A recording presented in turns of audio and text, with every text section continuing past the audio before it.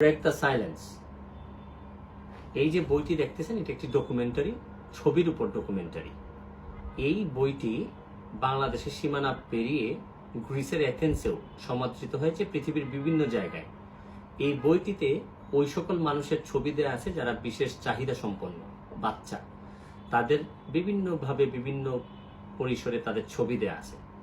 এবং আপনারা নিচে দেখতে পাচ্ছেন যে জয়া করিম নামে একজন এই বইটি সংকলন করেন এবং তারই তোলা ছবিগুলো, এবং উনি বিশেষ চাহিদা সম্পন্ন বাচ্চাদেরকে নিয়ে কাজ করেন।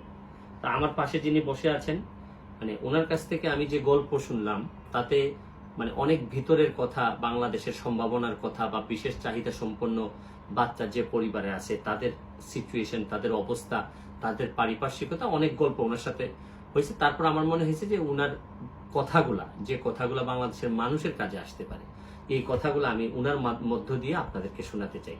প্রথমে আপনাকে ধন্যবাদ জানাচ্ছি জয়া আপু। আমি শুধু আপনাকে কয়েকটা প্রশ্ন করতে চাই। আপনার কি কারণে অনেকগুলা জায়গা আছে মানুষের সেবা করার, আপনি এই মানে বিশেষ চাহিদা সম্পন্ন বাচ্চাদেরকে বেছে নিলেন কেন, এদিকে একটু কথা বলবেন? আচ্ছা, বেসিক্যালি হচ্ছে যে আমি প্রফেশনে হচ্ছে একজন টিচার। আচ্ছা। তো আমি যখন ফার্স্ট আমার ক্যারিয়ারে স্কুলে জব করা শুরু করি, তখন আমি দেখলাম যে প্রতি বছর একটা স্কুলে যখন নতুন ক্লাস শুরু হয়, 30 জন একটা ক্লাসে একটা স্টুডেন্ট থাকে, তো তখন এর ভিতরে 2-1 স্পেশাল চাইল্ড ভর্তি হয়ে যায়। তো আমরা অটিস্টিক কথাটা জানি, অটিস্টিক চাইল্ডরা হচ্ছে দেখতে আপনার আমার মতোই, ওদের একটু বিহেভিয়ারের প্রবলেম থাকে। তো ওই যে চলে আসে, তখন দ্বন্দ্বটা শুরু হয় হচ্ছে নর্মাল বাচ্চা, যাদেরকে সমাজ নর্মাল বলে ঘোষণা দিয়েছে, সেই সব বাচ্চারা এবং বাচ্চাদের প্যারেন্টসরা ওই স্পেশাল বাচ্চাকে মেনে নিতে পারে না। তাদের ধারণাটা হয় যে এই বাচ্চাটা হয়তো একটা শব্দ করছে, ও হয়তো অ্যাবসেন্ট মাইন্ডেড, ও হয়তো বা কারোর সাথে খেলছে না, ওর মতো থাকে। তো ও ধারণা যে বাচ্চাটার সাথে থাকলে ওনার বাচ্চাটাও এরকম হয়ে যাবে, এরকম একটা সম্ভাবনা থেকে তাকে আলাদা করে দিতে চায়। এবং একটা সময় সমিতি করতো নর্মাল প্যারেন্টসরা যে এই বাচ্চাটা যদি স্কুলে থাকে, আমার বাচ্চাটা আমি নিয়ে যাব। এটা একটু এখানে গ্যাপ দিতে চাই যে খেয়াল করে দেখবেন যে বিভিন্ন স্কুলে আগে একটা সময় ছিল যখন সাধারণ যে বাচ্চার পিতামাতারা সিদ্ধান্ত নিতেন, সমিতি করতেন যে এইরকম একটা স্পেশাল চাহিদা সম্পন্ন কোনো বাচ্চা যদি থাকে তাহলে ওনারা এই বাচ্চারে থাকলে ওনাদের বাচ্চা ওনারা স্কুল থেকে নিয়ে যাবেন। এটা একটা প্রক্রিয়া শুরু হয় যে স্পেশাল চাহিদা সম্পন্ন বাচ্চাকে এমনিতেই আপনি বিদায় করে দিলেন সমাজ থেকে। তো এরপরের যে জিনিসটা আপনাকে আমি জিজ্ঞেস করতে চাই যে বাংলাদেশে এর সংখ্যাটা কিরকম, আমাদের স্পেশাল চাহিদা সম্পন্ন? আচ্ছা, এখানে হচ্ছে আমাদের প্রতি ঘন্টায় 20 জন করে স্পেশাল চাইল্ড জন্মাচ্ছে। প্রতি ঘন্টায়? এটা পুরো ওয়ার্ল্ডে 20 জন স্পেশাল চাইল্ড জন্মাচ্ছে। এখন আমাদের বাংলাদেশও পিছিয়ে নেই, আমাদের ঘরে ঘরে, এবং এটা সংখ্যা ডে বাই ডে বাড়ছে। স্পেসিফিক কাউন্ট এখনো বাংলাদেশে করা হয়নি, কিন্তু এটা আপনি যদি স্পেশাল স্কুলগুলোতে যান, স্পেশাল স্কুলগুলো যেটা আজ থেকে 10 বছর আগে এত ছিল না, এখন আপনি দেখবেন প্রচুর স্পেশাল স্কুল। বাংলাদেশে কিরকম আছে স্পেশাল বাচ্চাদের জন্য এরকম স্কুল? যারা গভর্নমেন্ট স্কুল আছে কিছু, কল্যাণী, এসওএইচ বাংলাদেশ, এরকম আর অনেকগুলো প্রাইভেট অনেক স্কুল আছে যারা এইসব বাচ্চাদেরকে ব্যবস্থা নেয়। এখন আপনি দেখবেন যে প্রাইভেট স্কুলগুলো যারা কাজ করছে, যারা এইসব বাচ্চাদের নিয়ে কাজ মানে শুরু করেছে, ওদের দেখবেন ওদেরও বাচ্চারা স্পেশাল, তারা সাফার করেছে তাদের বাচ্চাদের নিয়ে, এবং তারা সেই একটা রিয়েলাইজেশন থেকে একটা স্কুল খুলেছে, মানে ব্যক্তিগত অভিজ্ঞতা থেকে মানুষ এরকম কাজ করতেছে। আচ্ছা, আরেকটু বলবেন কি যে আমাদের দেশে বাংলাদেশে কি ধরনের এরকম স্পেশাল চাহিদা সম্পন্ন কি মানে এই বাচ্চাগুলোর নাম? বা আচ্ছা, এটা হচ্ছে অটিস্টিক কথাটা মনে আমরা অনেকে রিসেন্ট আমরা শুনতে পেরেছি, লাইক 8-10 বছর ধরে আমরা শুনতে পাচ্ছি অটিস্টিক কথাটার সাথে কিন্তু আমরা খুব বেশি নন না পরিচিত না, নন না। কিন্তু যখন আমাদের গভর্নমেন্ট অটিস্টিক সব মানে নিয়ে কাজ করা শুরু করলো, তারপর আমরা জানতে পেরেছি অটিস্টিক। এর আগে পর্যন্ত কিন্তু পাগল বলে সম্বোধন করা হতো। আচ্ছা, পাগল বলা হতো, বা মানসিক রোগী বলা হতো। এটা যে একটা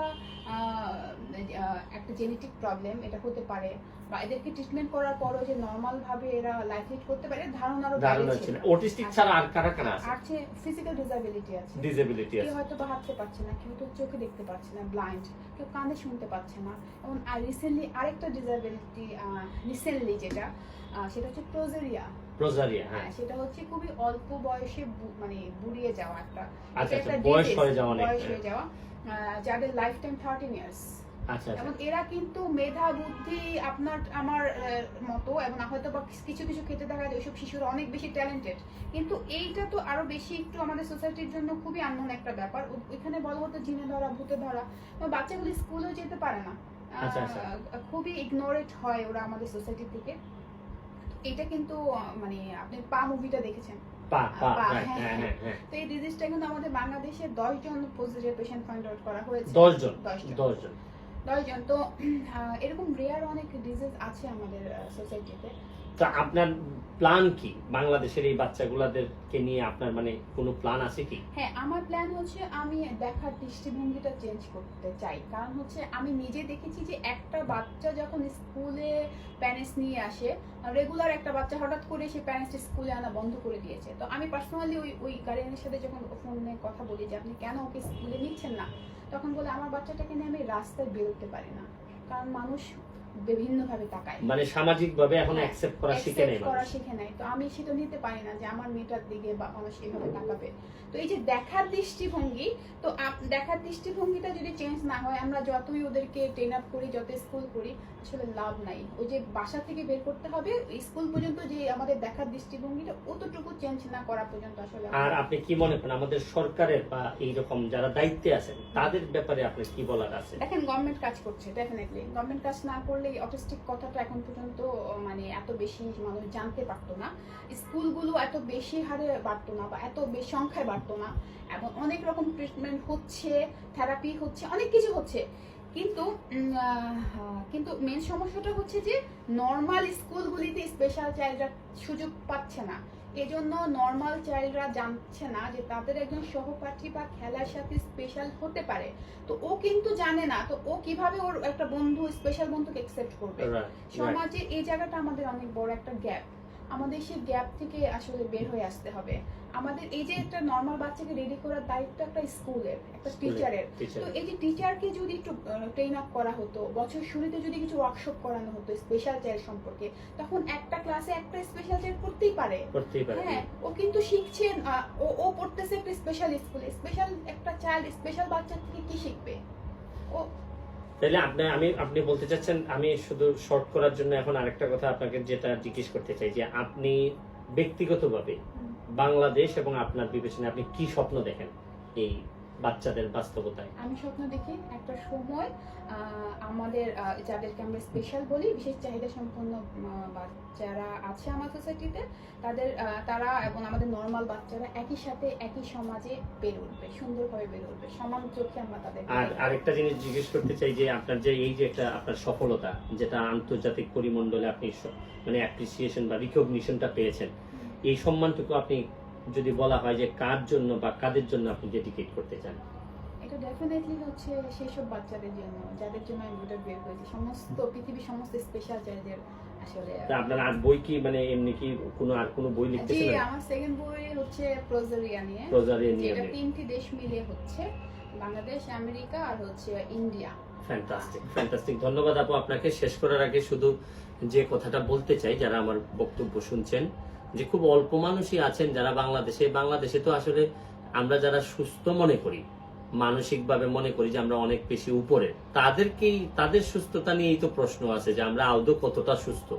ভালোভাবে কথা বলতে পারা আর রাতে গিয়ে দুর্নীতি করা, এইটা সুস্থতার লক্ষণ আমার কাছে মনে হয় না। বা দেশের মানুষ সাথে লুটপাট করা, এগুলা সুস্থতা না, এইটাও আরেক ধরনের রূপ। এটা আমি পরবর্তীতে আরেকবার আলোচনা করব। তবে ধন্যবাদ জানাচ্ছি এই সকল মানুষদেরকে, জয়া করিমের মতো, যারা বাংলাদেশে এই ধরনের একটা স্পেশাল একটা জায়গা নিয়ে কাজ করার চিন্তা করতেছেন। কারণ যাদের ফ্যামিলিতে এইরকম একজন বাচ্চা আছেন, তারা বুঝেন যে এই জীবনটা চালানো কত কঠিন। এবং আমি মনে করি এই কঠিন ব্যাপারটুকু যারা অনুভব করেন, তারা এইরকম মানুষকে প্রমোট করবেন, সামনের দিকে এগিয়ে নিয়ে যাবেন। এবং তারা যদি এগিয়ে যায়, আমার বিশ্বাস যে মনে রাখবেন যে যারা সমাজে পিছিয়ে আছে তাদেরকে যদি অন্তত ওই ধরনের সুবিধা আপনি দিতে না পারেন, আমার ব্যক্তিগত অভিজ্ঞতা থেকে বলি যে আমেরিকা বা বিভিন্ন দেশগুলোতে যদি বিশেষ চাহিদা সম্পন্ন কোনো বাচ্চা হয়, তাদেরকে সাধারণ বাচ্চার চেয়ে আরো 2-3 গুণ বেশি সুবিধা দেওয়া হয় তাদেরকে সমাজের মেইন স্ট্রিমে নিয়ে আসার জন্য। এবং এই জন্যই এদেরকে অনেক উন্নত রাষ্ট্র বলা হয়, উন্নত জাতি বলা হয়। আমরাও যদি সোনার বাংলাদেশ বানাইতে চাই তাহলে এই ধরনের মানুষগুলোকে সামনে নিয়ে আসতে হবে এবং অ্যাপ্রিসিয়েট করতে হবে ওই সকল মানুষদেরকে যারা এই বাচ্চাদেরকে নিয়ে কাজ করেন। আজকের মতো লাইভ থেকে বা ভিডিও থেকে বিদায় নিচ্ছি। ভালো থাকবেন, সুস্থ থাকবেন। ধন্যবাদ।